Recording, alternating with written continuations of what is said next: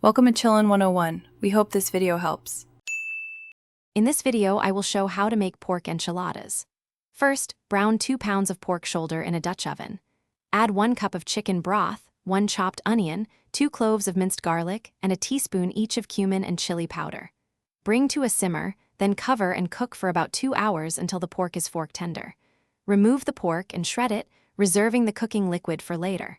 This slow cooking ensures incredibly flavorful and juicy meat. Now, let's create that amazing enchilada sauce.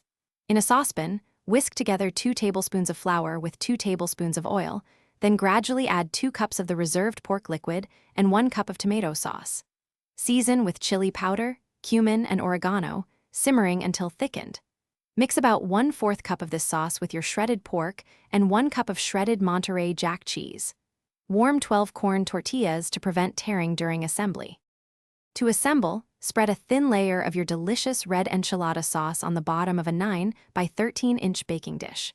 Take each warmed tortilla, spoon in about 1/4 cup of the pork and cheese mixture, and roll it up tightly. Place the rolled enchiladas seam side down in the prepared dish. Pour the remaining sauce over the top, ensuring they are well covered.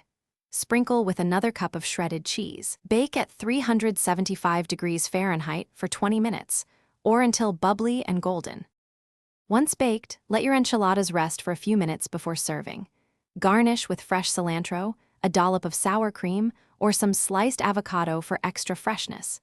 These enchiladas are perfect for a family dinner or even for meal prepping throughout the week.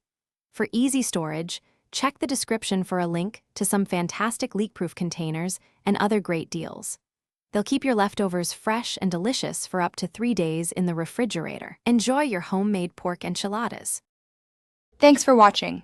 Consider subscribing if we helped you.